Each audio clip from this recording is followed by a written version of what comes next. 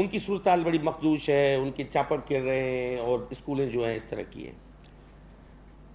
ये रिपोर्ट बनाने वक्त प्लानिंग कमीशन ने उन अवामिल को ज़रूर खातिर में लाना था कि ये सूरत हाल वहाँ पे क्यों इंफ्रास्ट्रक्चर की ऐसी है, वो नहीं दिया गया।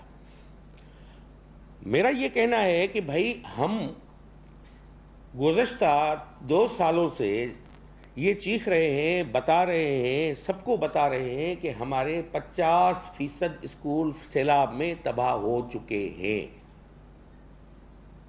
जो 40,900 के करीब हमारे स्कूल हैं, उस स्कूल्स में से कोई 20,000 के करीब स्कूल इस काबिल नहीं है कि वहाँ पे हम बच्चों को बिठा सकें।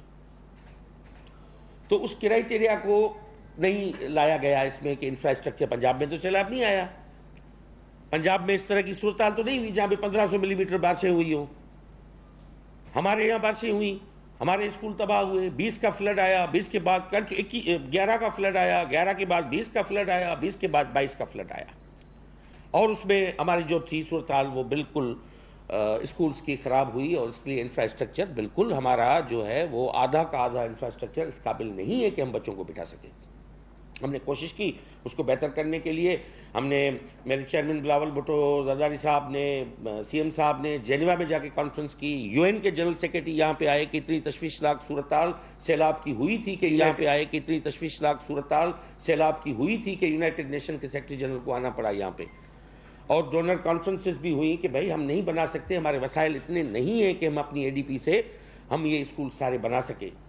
तो इसमें आज अभी तक हम कोई 4,000 के करीब स्कूल टैकल कर पाए हैं। मज़ीद हमारे पास 16,000 स्कूल का बैकलॉग मौजूद है। तो इसलिए मैं ये वजाहत इसलिए करना चाह रहा हूँ कि लोगों के जहन में ये है कि जब पंजाब के साथ कंपेयर करो कि पंजाब में ये सूरत हाल है, सिंध में ये सूरत हाल है। आइडियल सूरत हाल पंजाब में भी नहीं है स्कूल्स की कि आप समझें कि वो हो, क्योंकि वहाँ पे भी पैसे इतने खर्च करने चाहिए स्कूल्स पे और इंफ्रास्ट्रक्चर डेवलपमेंट पे, वो सूबे नहीं कर रहे। और बाकी जो केपी है वहाँ पे भी ये सूरत हाल है, बलूचिस्तान में भी। हमारी सूरत हाल ज़्यादा इसलिए बदतर हुई है कि ये जो 3 जो फ्लड्स आए बैक टू बैक, उसमें हमारा इंफ्रास्ट्रक्चर डैमेज हुआ। इसमें कोई किसी शक की बात नहीं है, उसको हम बेहतर करने की कोशिश कर रहे हैं। दूसरा, इसमें क्राइटेरिया जो दी गई जिसमें सिंध जो है वो पीछे दिखाया गया कि जो इंक्लूजन और इसमें काफ़ी चीज़ें इनको पता ही नहीं थी। इनको ये भी पता नहीं था प्लानिंग कमीशन ने कि भाई यूनेस्को ने थर्ड पार्टी के थ्रू हमारे जो करिकुलम सिंध का नसाब है उसको रिव्यू करवाया था।